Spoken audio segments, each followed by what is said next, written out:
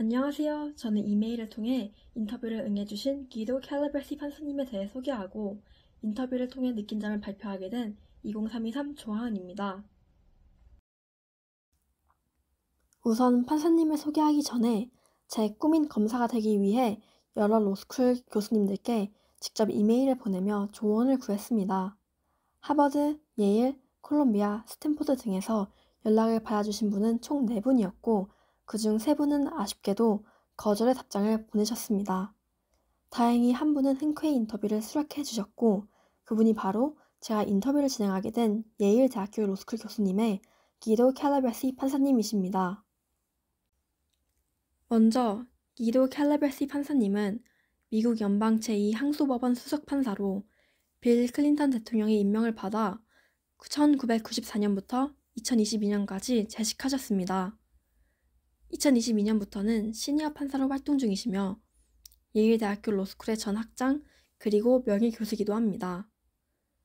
또 판사님은 법경제학의 개척자로 법과 경제의 관계를 연구하여 법학의 새로운 시각을 제시하였습니다. 그의 대표 저서인 The Cost of Excellence과 Tragic Choices는 법학계에서 지금도 널리 읽히는 명저로 평가받습니다.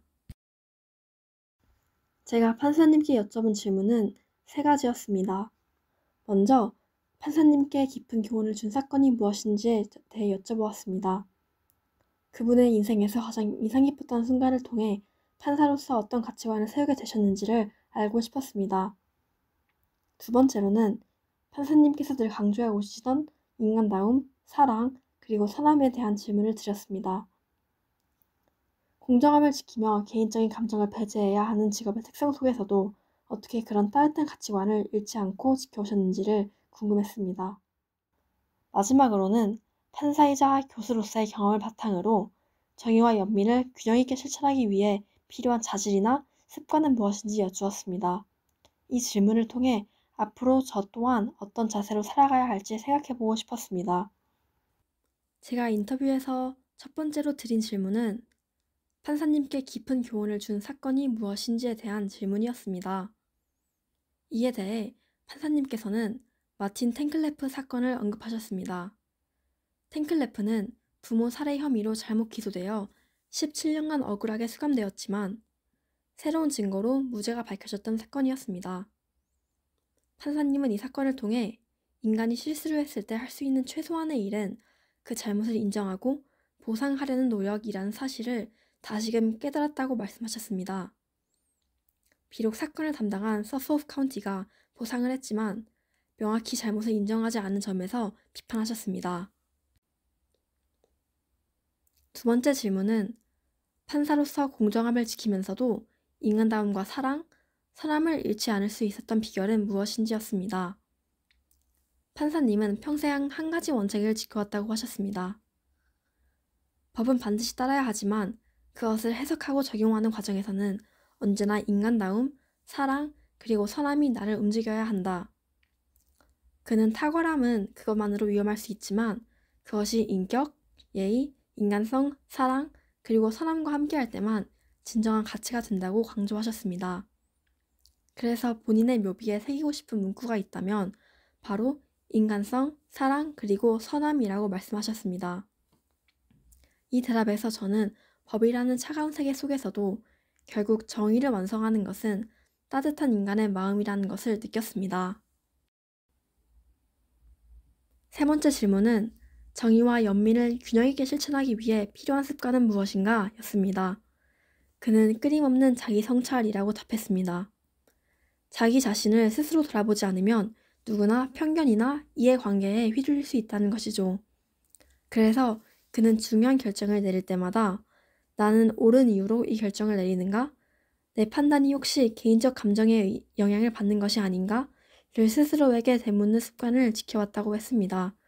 이 말은 단지 법조인뿐 아니라 어떤 직업에 있든 정직하게 자신을 돌아보는 태도가 얼마나 중요한지를 일깨워 주셨습니다. 저는 인터뷰를 통해 앞으로도 되새기며 삶에 적용할 귀중한 가르침을 얻었습니다. 먼저 능력과 인성을 함께 갖추는 것의 중요성입니다. 판사님은 세계적인 법 경제학자이자 예일대 로스쿨 학장으로서 탁월한 지성을 가지신 분입니다. 하지만 그분의 말 속에서 느껴진 진정한 위대함은 지식이나 명성이 아니라 그 모든 것을 인간에 대한 따뜻한 이해와 겸손함으로 품어내는 태도였습니다. 그분은 탁월함만으로는 위험할 수 있다고 말씀하셨습니다. 다시 말해 아무리 똑똑하고 유능해도 그것이 인격과 사랑 그리고 사람과 함께하지 않으면 진정한 의미의 가치가 될 수 없다는 것입니다. 저는 이 말을 들으며 앞으로 어떤 일을 하든 인간적인 품성과 따뜻함을 잃지 않는 사람이 되어야겠다고 다짐했습니다. 또 법은 인간성을 떠날 수 없다는 진리입니다.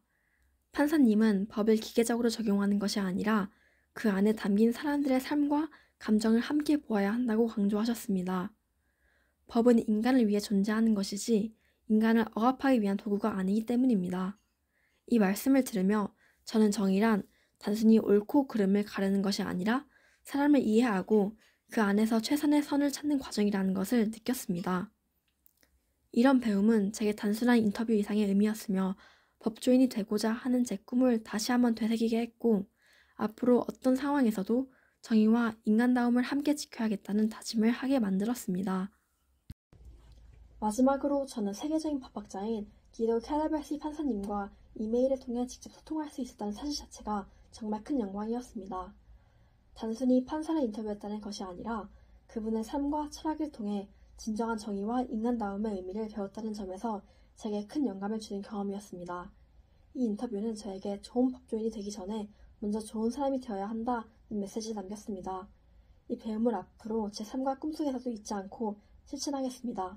감사합니다.